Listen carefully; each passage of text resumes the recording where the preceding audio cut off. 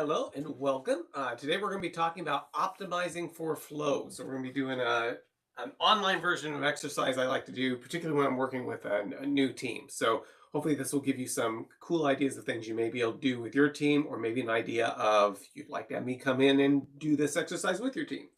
I just put this link in the chat. Go ahead and bring this up. If you're not doing it within WebEx, there should be a poll everywhere, either in WebEx or if it's easier to open a separate window. That's the URL you want to go to. Coming up next few weeks. Next week, we've got radiating information. We're going to be talking about just some different ideas of how to get away from reporting by providing real-time information. Let me go ahead and make sure we've got everybody muted here.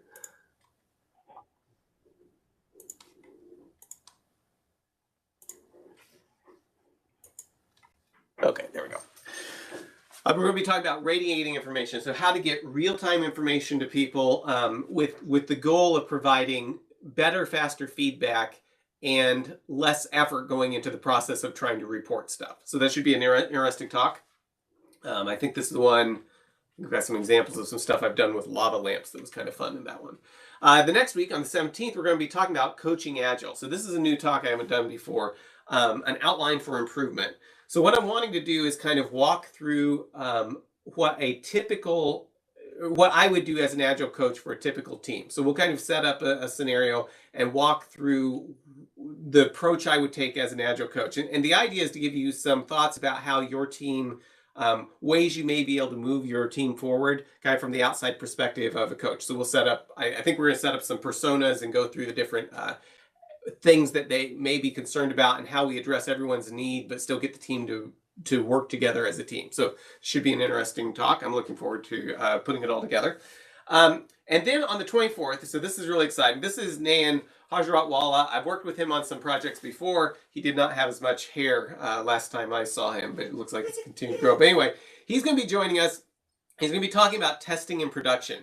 So this is going to be, I'm really looking forward to this talk. It's going to be very interesting, talking about ways to go ahead and get feedback on real data in production without doing things that are risky. So some strategies for doing that, some stories of places he's seen that work well. So this should be a pretty interesting talk. If you're looking for ways of deploying with lower risk or deploying more rapidly, this will be something you don't want to miss. Okay, so which upcoming talk sounds most interesting? So let me give you, I will post this thing in here one more time in case anybody doesn't have it. It should be up in WebEx for you. So let's see, what do you think looks most interesting here? And these are just some questions because I want to make sure everybody's got the polling stuff up and it's working so we can use it for some things that we're going to be doing in just a second. Okay, so the coaching Agile. Okay, well that's interesting. Okay, so we've got 3 things coming up. I encourage you, if any of these sound interesting, I encourage you to come to them. And I also want to ask, are you going to forward the invite for that upcoming talk to some of your coworkers? So whichever one sounded most interesting. So yes, I always forward any interesting invites to coworkers and friends. Yes, I'm going to do it with this particular one. No, I'm not going to forward it. Or no, Agile Lunch and Learns is my secret and I plan to keep it that way. Or E, how did I end up in this meeting today? Okay, so yes, it looks like 50% of us always forward them. 2% are no. We've got 24% that this is your top secret, and that's okay. I would prefer you to invite other people, but if that works best for you, you know your organization and setting. So, okay, but just an encouragement that when you get these invites, I'll be sending some others out today. I think the radiating information. If there's people that are interested, if you that might be interested, please feel free to forward those on. That's how we grow this, is mostly people just asking coworkers and stuff. So if any of these look like it would be helpful to someone, please don't hesitate to pass it on to them. Okay, so here is, so just a fun question, just to make sure everybody's on the chat. So take a look at this animal. This animal is actually working with the tokens that we're going to use here today. We've got videos of it, but we were putting together all these tokens for a talk I was doing that had a bunch of people doing this exercise. And this animal was doing quality control for us. So my question for you today is, what is this animal? Is it a token testing takin? Takin is a real animal. A lamb, a goat, a cow, or an alpaca? This weekend, I met up with some people that actually had an alpaca, and they said they're very interesting animals, but very high maintenance, and they did not recommend them other than like a once in a lifetime experience to have an alpaca and then decide that you don't want to go to all the trouble of having an alpaca. Okay, so we got, most of us are sitting around a lamb or a goat, and it actually is a lamb. This is called a hair sheep. So it's not woolly like a goat, but it's called a hair sheep. And we had this, it was a bottle baby. It had something wrong with it, so it didn't live a really long time, but we kept it. You can't really tell. It wore diapers and ran around our house, which isn't the best thing to do with a goat, but or a sheep. But it was very exciting, and our kids will never forget it. Okay, so on to the talk. What does your organization value more? Do they value story point velocity, story velocity? So story point velocity, the number of story points you do per week or iteration. Story velocity, the number of stories complete per iteration. Flow or low cycle time, which is focused on how quickly you can get things from start to done. Coffee, or getting people back into the office. And you can't see it. My dog here is very interested in my remote here. Do you want to say hi, Bella? Let's say hi to everybody. See, there she is. She's running around my feet trying to figure out who I'm talking to. Okay, there we go. Good girl. Okay, so it looks like most of us are in organizations where getting people back to the office is the primary motivating thing here. Maybe that will calm down after time. But one thing I want to suggest to you is, as we look at this stuff, is we're going to be looking at measuring and metrics and stuff like that. And a lot of organizations are really focused on getting people back into the office because they don't actually know how to measure whether things are going well or not. In a lot of organizations, we're looking at metrics that may not actually help us. We're going to talk about some examples of that. And so if you're like a lot of the people I talk to that really like the remote work setup, what we're going to look at here, hopefully will give you some ideas of how to look at metrics that may help push your organization toward being in a better position to know how well things are working and how well they're delivering. Okay, so second most popular answer here is flow, low cycle time, which is interesting. That's not the case. I tend to find more organizations that are interested in story points. Velocity seems to be what most people are looking for. Of course, with this kind of outlier E here, we met a lot of people that are on that, but the next choice would be something else. So this isn't a highly scientific poll. Okay, so here's what we're going to do today. So this is what I do when like I said, when I'm working with new teams. I particularly like doing this with management and leadership. I just did this here a few weeks ago in St. Louis at the Federal Reserve Bank there. So what we do is we set up an organization. We're going to simulate an organization. And the way the organization is simulated is we have these workers down here, the people in the green, and their job is to flip tokens. And then they've got managers who are sitting across the table from them, and their job is to time how long it takes them to flip the tokens. So we end up with something like this. Okay, sorry, I gotta have myself. So in this organization, since I can't give everybody tokens, and that would be hard to do with everybody remote like this, I'm going to make you all the managers, okay? So if you were born in January, February, or March, you're all managing Hannah. Now, I don't know if you've been to an organization like this where you have, 30 or 40 managers for one person that's actually doing the work. Hopefully you've never worked in a situation like that, but for the purposes of this simulation, that will work. Okay, so January, February, or March, you're managing Hannah. And so what I need you to do is, we'll have a counter on the screen, but I'd like you to get a piece of paper and actually write down the timings as we go, okay? April, May, and June, you're going to be managing worker B, or Haley. C, for people that are July, August, and September, going to be managing Benjamin. And Katie's managed by people that are born October, November, December. So the 4 quarters of the year. Okay, so everybody got that? Can I get a thumbs up if you know who you're managing? All right, okay, good job. Okay, so which worker are you timing? So go ahead and these should be fairly even here. I just want to make sure everybody remembers. Oh, right, lots of thumbs up. This is perfect. This is great. Okay. Okay, so everybody knows who they're going to be. So here's what we've instructed the workers to do. We've instructed the workers that with their left hand, and I may have flopped this so it may be backwards, but with one hand, they're allowed to actually flip the tokens over. With the other hand, they're allowed to actually pass it. So, one hand to flip, one hand to pass. Okay, so what we're going to do is we're going to create this chart, and I want you to be thinking about your particular worker, right? We're going to create this chart, and we're going to do it with a batch of 20 tokens and then try to optimize things. So we'll be making a chart that looks something like this. So you need to be thinking about, for the worker that you're managing, just write down the number of seconds when we get into the videos here. Okay, so we're starting now with 20-second batch, or 20 token batch, and we're working on the timing, okay? So the person that you're managing, so the people that are managing Hannah need to write down what the time is when she finishes. And these are my kids are Benjamin and Katie, and Haley and Hannah are friends that agreed to do this for me. Okay, so Hannah finished, passed everything over, so that was 19 seconds. Just worry about the seconds. You don't need the hundredths of a second. Just write that down and keep track of it as we, and this under the 20 batch. So for the person that you're managing. Okay, so Haley finishes and passes hers. Benjamin starts flipping things over.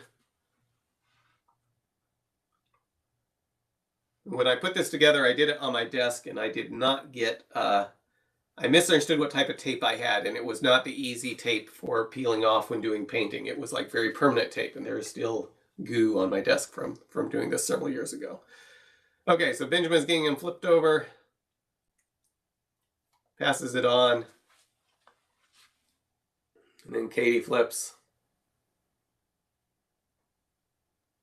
I think the girls have slightly longer fingernails and have a slight advantage here over Benjamin, who has shorter fingernails. So get them all flipped over here, and when she finishes the last one, she'll be done. So just jot down somewhere, because we're gonna have several of these. Whoever you are managing, just write down that time. We'll be putting it on the board, but I want you to look at what we're actually doing to get an idea as we move through this. Okay. So everybody got your time down? Okay. Okay, so people that are managing Hannah, how long did it take her to flip her tokens?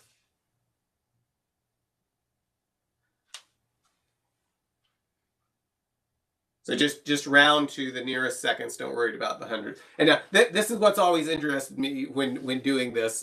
Even I did it where I had people remotely actually doing timers on their phones, and they were all over. Like the quality control of running a stopwatch was all over the place. But it looks like, I think 19 seconds. It looks like we've got kind of consensus around that. It took 19 seconds. Few outliers here. How many seconds did Katie take? Oh, did I jump to Katie? Yeah, I guess I did. Okay.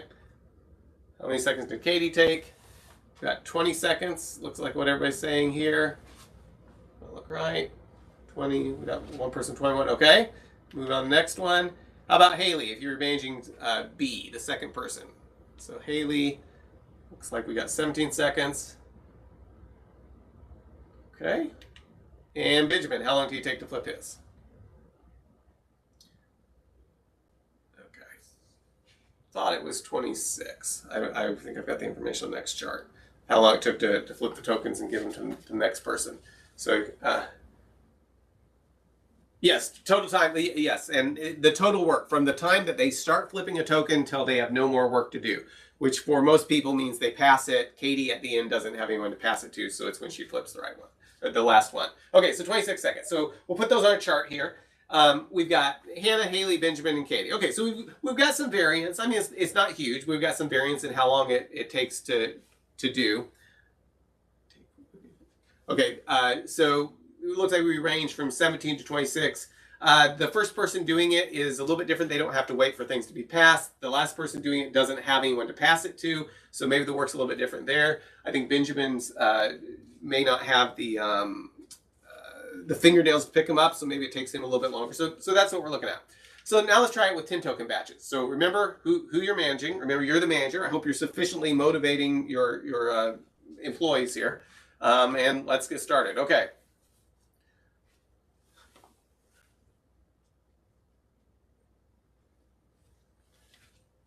Okay, passing it over. So she does 10. Okay, so now Haley starts and is flipping hers. While Hannah finishes flipping her 10, and then she'll pass them over. So keep watching, and you should be, this is more fun when you're in person and people can yell and stuff, but you should be motivating the person that you're managing here. Sometimes I hear people offering them bonuses. Other times I hear people threatening to fire them. That's always exciting. Okay, so we're getting them flipped over here. We had a little bit of a quality control issue there, but I think we got it back now. And note down the note down for the worker you're managing. Okay, so Katie's in the last part here, finishing up. Looks like we had a double flip there. That's okay. We got the quality under control. Okay, and we're done. So note what's your just the number of seconds. So Hannah was at 20, Haley was at 22, Benjamin was at 26, Katie was at 21. Okay, so write that down for whoever you're managing, and let's go to the next one. How many seconds did Hannah A take to flip her tokens? Looks like we got at 20 seconds for that one. Sounds good. How about Katie? I don't know why I did these out of order. I thought they were in the same order. I guess they're not. Okay, looks like most of us say 21. Somebody says 22. May depend on how we round here. There were more than 10. We were doing it in batches of 10. Good point. We did 10 and then went back. Okay, when we completed 10, moved them on, and then did the next 10. So it's still the same 20 tokens, but it's how many do we complete before we start new work? I guess it would be a good way of putting it. Haley, we got a little variance here, but looks like most people are saying 22. How about Benjamin? I think he was still at 26. Okay, so his time is remaining very constant. Okay, so here's our list of how it's broken up.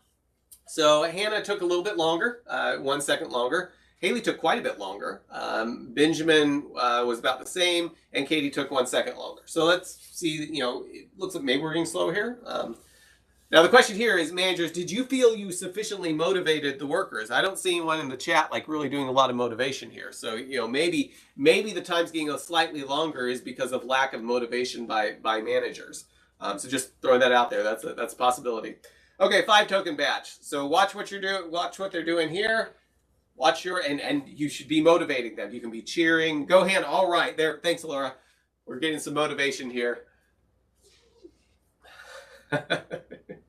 Okay, we'll get them sufficiently motivated now and see what happens. I will make you.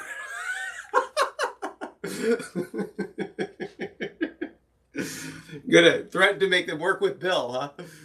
Okay, I've got fire. Okay, this is good. You guys, I think you guys are doing a good job of motivating. This is like some of the best motivation. Do you feel safe? Okay, some good motivation happening here. Okay, so we're getting done. All right. Okay, so look at the times here. Look at what times we've got. So note those down on your chart for your worker and be thinking about how things are going here, right? So we'll just jump in. I've got them written down on the slide here. So it looks like Hannah is still at 20 seconds. I'm gonna focus here. There we go. Hannah's still at 20 seconds, which is not bad, right? She was at 19, so now she's at 20. Haley's gone from 17 to 22 to 21, so maybe it's probably the motivation getting her back down to that 21. Benjamin's just rock solid at 26 seconds all the way across, right? He's not changing hands. Oh, is he not changing hands? Okay, well that would be maybe you need to talk to him about that. Katie here has gone from 20 seconds to 21, and now she's at 24. So I heard a lot of motivation for Haley. Maybe that actually got her back down to 21. I'm not sure. Let's try it with 2 token batches here. Okay, so motivators, get ready. Yes, Benjamin keeps solid. It's very predictable, right? She had downtime between batches. Oh, like she had to wait for him. Keep in mind, we're looking at how long it takes from starting the work till finishing the work. Okay, we got good teamwork here. Look at them go. Okay, well, they look like they're moving, really fast here. Just look at that. Okay, we got I don't know. I'm not seeing as much motivation as we had last time. We'll have to see here how this one turns out. Okay, so Hannah's at 21, Haley's at 23, Benjamin's at 23. Benjamin's actually faster now, and Katie's at 23. So if we put these out here, Hannah's actually, for Hannah, this is, you're going to fire Haley, okay. For Hannah, this is the slowest time she's done, 21 seconds, right? And Haley, it's also the slowest time she's done, 23 seconds. Benjamin's getting a little bit faster. He's actually gained 3 seconds. And Katie's at 23 seconds, which isn't the slowest, but definitely, down from the 20 seconds. She must have gotten sufficient motivation to get from that 24 to 23 seconds. So let's try with 1 token batches. Let's see what happens here. So we're going to flip and pass, flip and pass. We've got the yearly review coming into play here. Huh? Okay, flipping and passing. Flipping and passing. See where we end up with.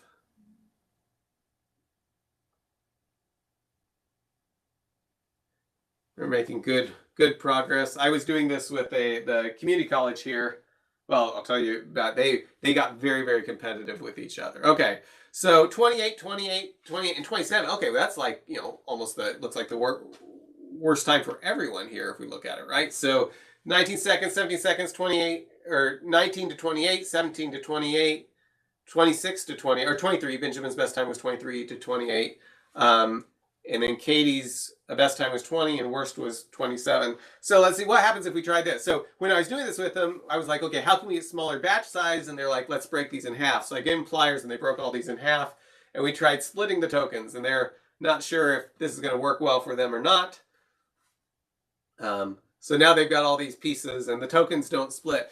And I think this is a good example of if you try to take stories and split them, there's a certain size you get to that if you try to make them any smaller, it's not actually productive. Like you end up with just little pieces of things that have no value. So we'll speed this up here so we can get through that.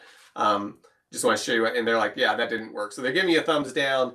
And here are our wonderful volunteers for this, all looking at the camera. And I look at this and realize how much older my kids are now. And this was time's going fast. Anyway, these are my kids over here and then their friends. Okay, so let's look at this. Look at this again. We're going to look at the best department time, okay? So here's all of our things. So if we go through here and circle the best department time, looks like Hannah did the best at 20 tokens, Haley did the best at 20 tokens, Benjamin did the best with 2 tokens, and Katie did the best with 20. So based on the information I'm showing you, what would be that if we wanted to try to improve something, which way should we go? Should we try batches of 40 tokens? We probably don't want to try splitting the tokens up like that. That didn't seem to work very well at all. But based on the information I'm presenting, should we go back to 20 tokens or should we stick with 2 tokens or 1 token? Just based on what we're presenting here. I'm going to just throw it in the chat. 20 tokens, right? And matter of fact, if I look at this, I could probably make a case for saying, let's try it with 40 tokens. Let's say if we do 40 tokens, can we do 40 tokens even faster by doing 40 of them and then passing them on? But now, this is where we kind of throw the wrench in it. This work isn't valuable until it's gone all the way through, right? If we've got a bunch of stuff, let's say one of these is doing the requirements, one of them is doing something else, one of them is testing, one of them is doing deployment. If that's the case, there's nothing valuable for the customer in just having Benjamin flip over his tokens, right? It's the way it goes all the way through. So let's look at this in a new light and say, what is the best overall time? Well, if we look at the best overall time down here, this is quite a bit different. And the best overall time here is actually with the 2 tokens, and it's 29 seconds. Now notice the difference here is going from 86 seconds over there to 20. There's a huge, this is much more efficient for the system as the whole. Now, and I did mislead you some, like getting us to focus on how the individual departments are doing. But how often does that actually happen in our organization? How often do we get so focused on just how we're doing either as an individual or we're doing as a team or we're doing as one department that we forget that the real value comes from all the teams, all the departments, all the different workers working together. And if we're not focused on this number over here and how we can collaborate to get this number down, it will push us to doing things that are less and less efficient in the name of being more efficient. We'll feel really good about ourselves if we're over here and you're working with the person that you're managing and like, yeah, we got her down. We can flip 20 tokens in 19 seconds and now we're flipping 40 tokens in 25 seconds. Look how efficient we are. But this number right here is going up. You may feel good about yourself, but at the expense of the entire organization. So why is this like this? Well, the smaller batch sizes are optimized for flow. They're optimized for flow because they're getting work all the way through the system. And when we're optimizing for flow, we're focused on trying to actually get value out of the system. That's the priority, is finishing stuff over the priority of starting new stuff. When we've got 20 things here, it may be more efficient for just our work, but that's not what we should be looking at. We should be looking at how we can make the entire system more efficient. So what happens if you optimize for the best department time?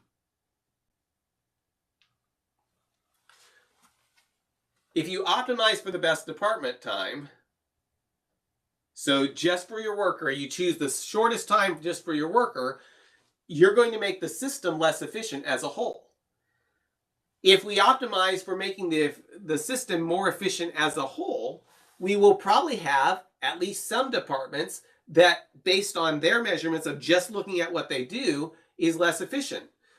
If we're just, blinders on looking at what they do. And this is what Ryan was talking about the other day when he was talking about work in progress limit, that you have a bunch of people that aren't doing anything, but they're available to make sure things get finished, is a more efficient way of getting work through the system. The department head gets a bonus. Yes, that's and unfortunately that's how it works often, right? You optimize for making your department good at the expense of the whole system, and then the department head gets a bonus. Maybe the workers get bonus. We'll see. They get accolades and like, oh, this is wonderful. Look how great you're doing. But they're really doing something that's making the organization as a whole worse off than it was. So we end up with a situation where we got all the workers, the departments feeling really good about themselves, but then the CEO here that's actually measuring and looking at things overall, if the CEO is looking at it, assuming that there's somebody looking at how the system's working overall, that's saying this isn't any good. And this brings us to the idea of kind of systems thinking. We want to use systems thinking rather than vanity metrics. There's lots of cases where we can get so focused on metrics that don't mean anything. I was working at a large nonprofit. It was a large church one time, and we were trying to up this was like in the early 2000s, and we were trying to up the number, get more value out of our website. So we were in meetings, and I was kind of presenting where we were going, and I was over the IT department, and we were looking at how things had changed, how we were growing more, getting more value out of it, getting people more resources online and stuff. And there was somebody there that was somehow involved in the meeting that was part of some other, had some other ministry he was involved in. And he was like, oh yeah, those numbers are no good because, he said, my site has had 50 or 100,000 hits this last week or something like that. And what he was actually, I went and looked at his site because I was like, wow, is he doing something we're not doing? Because those are huge, huge numbers. And he was measuring the number of hits, which were the number of items downloaded from his site. And he had, I don't know if you remember what pages looked like in the late 90s, but pages with hundreds of little pictures all over them. And you load it and it loads hundreds of little pictures, oftentimes with, under construction sites, signs and little GIFs and stuff. And every time somebody would come to his website, it would load 100, maybe even 1,000 different things off his webpage. So our numbers didn't necessarily look as good because we were looking at how many individuals come to the website, not just how many things can we get their computer to download. But it was one of my early experiences with, okay, this is what a vanity metric is, right? I've got a really high number, but it doesn't mean anything about what people are actually doing on my site, whether they're getting anything useful out of it. But those vanity metrics show up in management as well, right? We're looking at numbers where it makes us feel really good. It makes us look at that. And honestly, sometimes, I'm going to get myself in trouble here, but I'm going to say it anyway. Velocity can sometimes be a vanity metric. Because if we're just looking at the number of story points that we completed, unless those story points correlate very closely to delivering something to the user that's valuable to them, to something that has a return on investment, the velocity or the number of story points we've completed per iteration may mislead us. They can be vanity metrics. That's where if you're looking at them and also looking at your cycle time, the other piece of that too is if you're looking at the number of story points, but not the number of things you've actually delivered through to the customer that they can use now. If you've done 10 story points in an iteration, but the customer can't do anything new, you haven't actually delivered something. And so you can get in a place where, yeah, look, we're doing great. We're delivering all these story points. And the customer's like, I haven't seen anything new for the last year. When are you going to get this little simple fix done that I'm asking for? So another thing, just think about what would happen if we forced rank departments based on how fast they finished flipping the tokens. That's quite a sentence to say. Well, force ranking the departments based on how fast they finished flipping the tokens, there may be some of the workers we've got are faster than others. In this case, I don't remember who was. If you just look at them flipping it, Benjamin's a little bit slower at flipping things. But you know what? Benjamin being slower is not the biggest impact on the system, right? The fact that he may take a few more seconds to finish a certain number pales in comparison to how inefficient we make the system by having them do the work the wrong way. And this happens in a lot of organizations where we get really focused on the productivity of an individual. And I'm not saying it's bad to do that, but we're focused on their productivity without the context of how they actually are helping the system as a whole and helping the organization. And that's where we really need to be looking more at how are they collaborating to deliver something all the way through, rather than just how busy was this person today. If somebody sits around most of the day, they sit around 8 hours a day just waiting or doing stuff that's not related to the, just improving the system or whatever. And as soon as they're needed, they're able to deliver something that had to wait on them. That may be way, way more efficient than them being really, really busy and then not being available for a few hours when something is needed. So we've got to be really careful to make sure we're thinking about this idea of systems thinking instead of vanity metrics. You can get better numbers in one area, so in a department, without getting better overall outcome. And what seems most beneficial at one level may be actually detrimental to the system as a whole. What we were just looking at, if we were trying to optimize what was good for good in quotes for a department, even though it has no bearing on how well the system is delivering, it might seem really beneficial. It'll push you to do things that are detrimental to the system as a whole. So what could you measure at the department level that would matter? And this is where I think it gets tricky, because we want to think about the system as a whole, but we may need feedback at the departmental level. We may need to know, how well are we doing? How can we look if we're doing better now than we were later? Now, the real thing is how the system works overall, but that's where flow and cycle time comes in, right? If we started looking at the individual departments of how long does it take from when you start work to when you finish work, and the focus on the finishing of giving it, putting it on through the system, it would push them toward doing things that help optimize the system as a whole. Now, you still want to look at the numbers for the system as a whole, but that's a much better proxy than just how should I batch these tokens to flip them just for myself. So I want to show you an example here of continual improvement, right? So we're talking about how a team can work together to deliver something. So I'm going to show you from, I think, the 1950s, an example of something, some work being done, to more modern times work being done. And I want you to notice how different the improvement or different the cycle time is between these two things. So this is car racing, so a pit stop. So how pit stops are managed.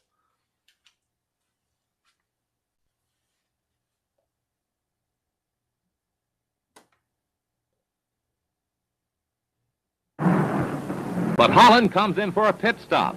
Time to refuel and change tires. Lou Moore himself changes the tires.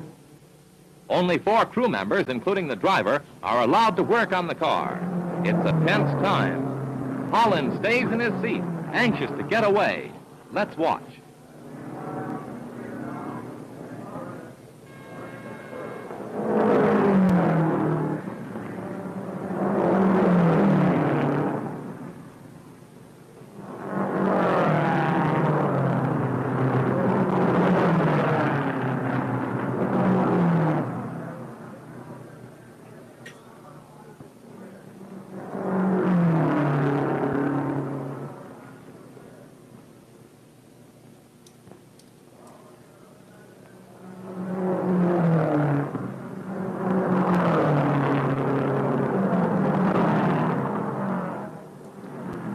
Tires are changed at last.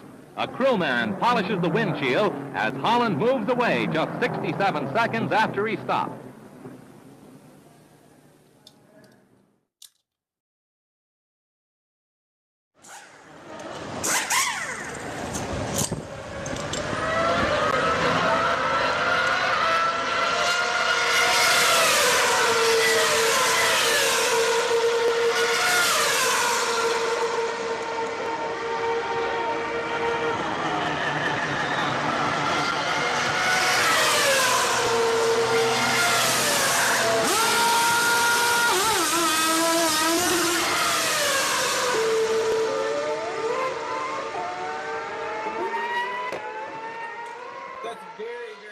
Isn't it? The one thing that I thought was interesting looking at this is the people that are doing it the fastest are the ones that spend the most time waiting. And yes, there are more crew members in this, so there were rule changes and things like that. But in this last, somebody's job is to be there just waiting with the tire, so as soon as the other one's off, they can put it on. And I think I think that's worth thinking about the way we do work. Are we optimizing for people being busy? And the last one, people weren't very busy at all, right? They had one, it may have just been one action of almost doing this. That was their entire responsibility, was to take the tire and go like this, and somebody else screws it on. So they've all got very small pieces, and they're waiting a lot for it. But the goal is what they're trying to do is optimize delivering that vehicle. They're focused on how short of time can we get from when the vehicle comes in to when it goes out. And that's a very different way of thinking than I think how a lot of organizations approach their work, where we're really focused on trying to keep people busy more so than we are actually trying to focus on what we're delivering. So here's a few books I highly recommend. One is The Goal by Eli Goldratt. Actually, both of these are The Goal. This version over here is a novel. It's fun. I've enjoyed reading it. This one over here is the cartoon version. So the graphic novel version. This is what I give to managers because they might actually have time to read this. They may not get through the whole novel book. Both of them are really good, but this is a very worthwhile investment to read through. It's talking about manufacturing. The Phoenix Project is kind of a rewrite of this more in an IT setting, but I think these are very, very worth looking at. He talks about the theory of constraint, which is when you're looking at a system, there's one piece of a system of delivering something. There's one part of it that's actually slowing it down. And if you try to optimize other parts of it, you won't actually improve your cycle time through the system unless you optimize the part that's actually the constraint or the bottleneck.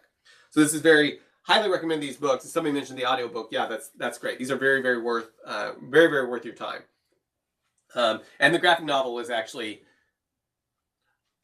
I recommend reading the book, but the graphic novel is a very, very, very good representation of it. A lot better than some of the graphic novel business books I've seen. Okay, so we're going to talk kind of about this. What we ran into with when we were looking at doing all these numbers is we kind of misled ourselves. And I want to talk about some of this. Is Percival Lowell. This is an example of somebody maybe misleading themselves, or not maybe, definitely. So he died in 1916. He was the Lowell Observatory is named after him. He was an astronomer. But what he's most famous for is telling everyone that there were canals being dug on Mars and Venus. So this is some of his drawings. I can't remember if this one is Venus or Mars, but he was looking through his telescope and he'd find these, there were these canals, and he'd draw them and they'd grow different ways. And he was like, there's people on Mars that are digging these canals and they're continuing to grow and stuff. And people would try to replicate this and never were able to figure out what was going on. So he died in 1916. In, I think, 2004, it may be even 2014, the mystery was finally solved. I mean, he wasn't a crackpot. He was sane in every other area, other than the fact that he saw canals on Mars and Venus that weren't there. There was an amateur astronomer in, I think it was 2014, who was going through Lowell's notes and trying to set the telescope as close to what he was doing to figure out what's going on.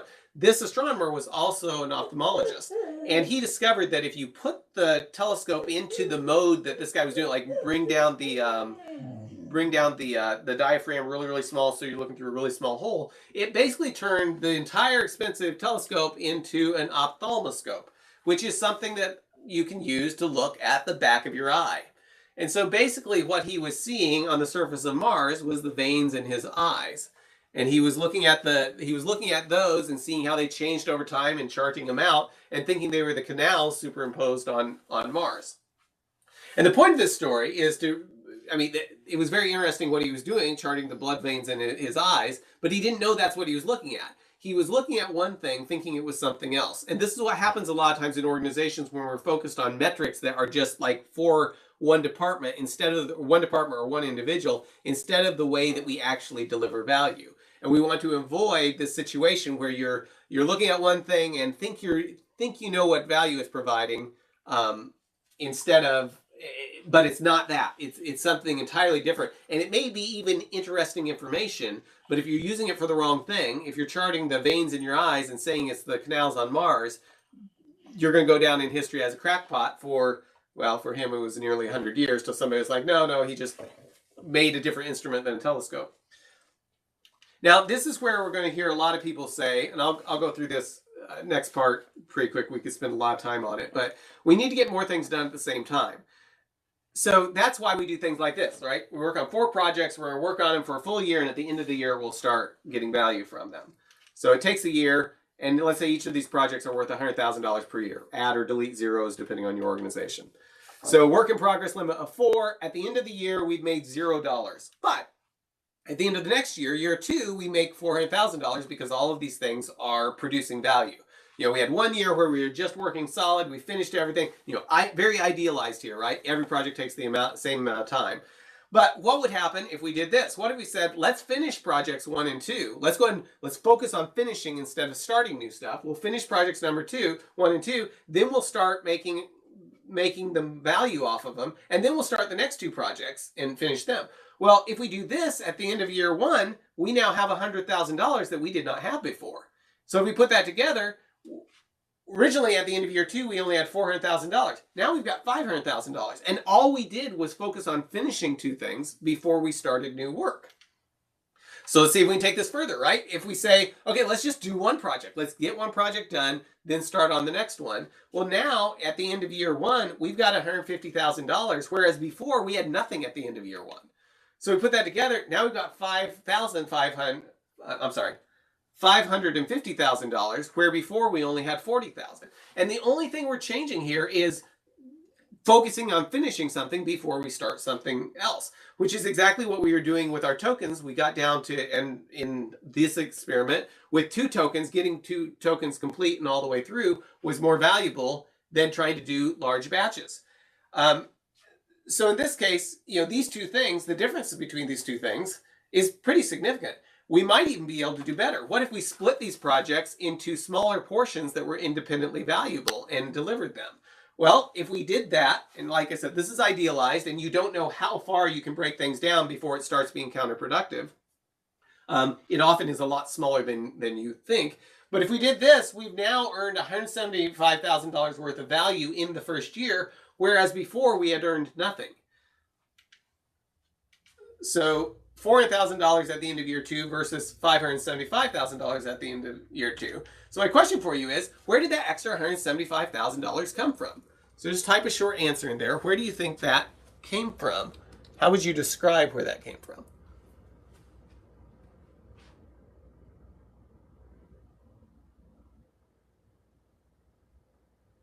So the cost of delay, yes, that's a good point. It's the cost of waiting to deliver on stuffing.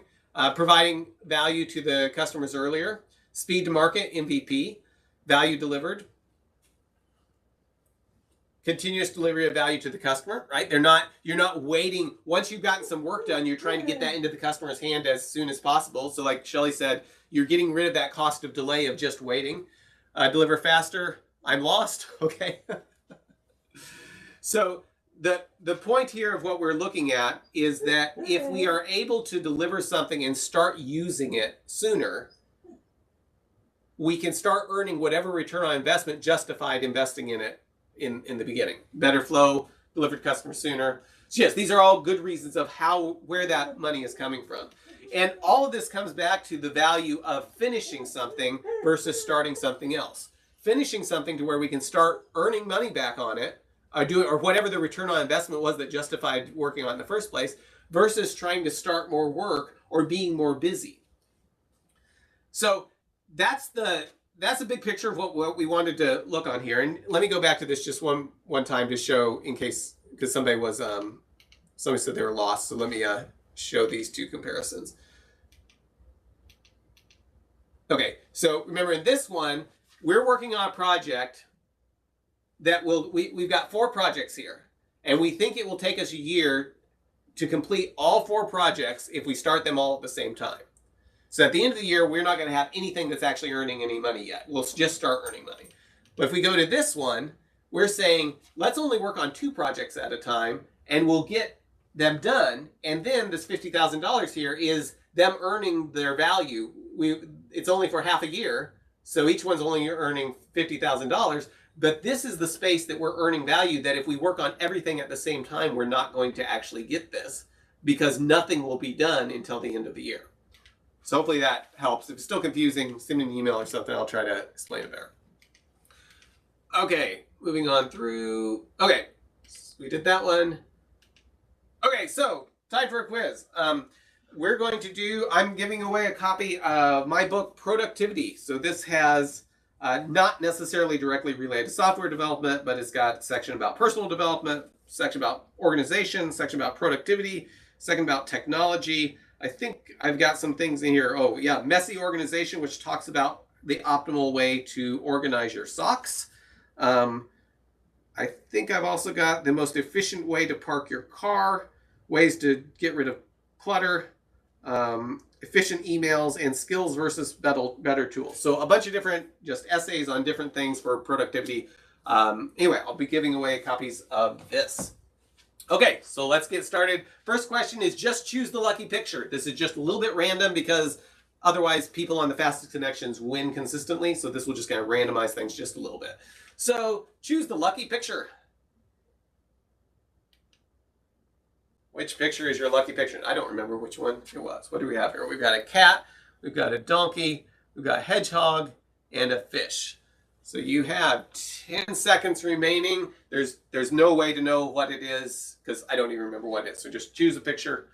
And we'll add as just a little randomization of things. Okay, so shows lucky picture, and 40%. It's interesting. 40% of you went for the hedgehog. Which was the? Oops, did I not show the winning one? So we don't even know. Okay, well, whatever Kathy Cat chose, and all these people, you guys got it. So very, very good. What was the name of the book I recommended? Was it The Sheep by Silvermouse, The Goal by Goldrat, The Goat by Silvermouse, The Shoal by Bronze Cat, The Bull by Copper Fox, or The Point by Goldrat? Which was the name of the book I recommended? I guess, okay, it was the donkey was the lucky thing. Well, it doesn't really matter either way. Okay, and yes, it was The Goal by Goldrat. That's the book that I highly recommend reading either in the cartoon version, the audio version, or the novel version. It's a very good book. And, oh, you know what? It's not showing me. Okay, well, at least told her what it was. I don't know why it's not showing us the right answer for us. Okay, how did our metrics mislead us? Did they mislead us by focusing on cycle time? So people didn't have time for lunch. By focusing on cycle time, people didn't have time for lunch. By focusing on the efficiency of the system, we missed the departmental bonuses. Or by focusing on flipping tokens, we missed the Legos that needed picked up. Or by focusing on our department, we overlooked the system performance. How did our metrics mislead us? And yes, by focusing on our department, we overlooked the system performance. So that is the correct answer. I'm out of focus here. Let's see. Okay, and we've got Ashley in the top spot, followed by Lucas, Martin, and Richard. Very good. What are we going to be talking about next week? What did we say we were going to be talking about next week? Was it terraforming the moon, radiating information, coaching Agile, or testing in production? I will give you a hint. We are not going to be talking about terraforming the moon anytime soon, unless I find a guest speaker that's really, really good at that. What are we going to be talking about next week? And yes, it is radiating information is what we're going to be talking about next week. Radiating information. Okay, and we've got Ashley, Lucas, Martin, and Kathy Cat in the top spots. What is Percival Lowell known for?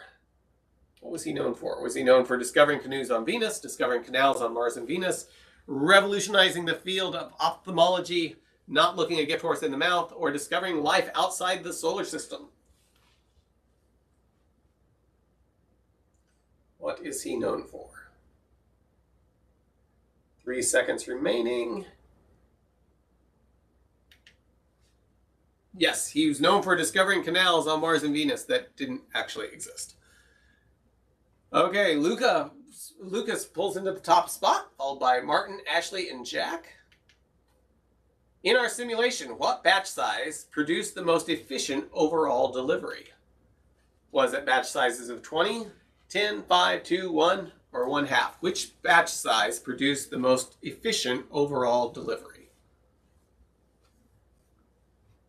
Meaning efficient, meaning the system as a whole was more efficient at delivering work. 2 seconds remaining.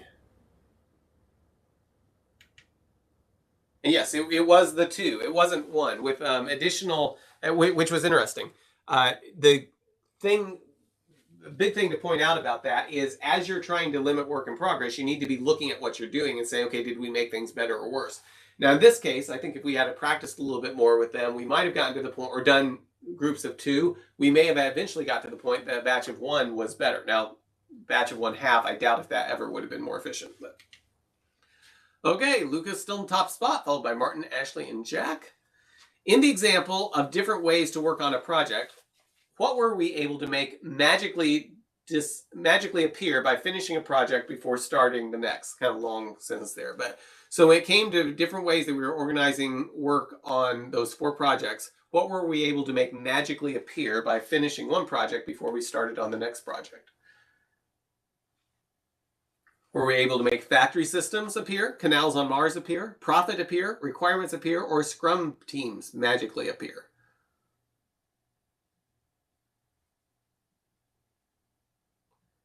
Five seconds remaining.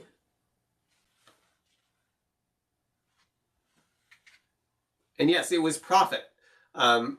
In this case, we were doing dollars, some type of return on investment. Whatever the valuable thing was that we thought we would get out of that was justifying creating the software, we were able to get that sooner and thereby have more of it because we didn't have to wait as long to start getting the return on investment.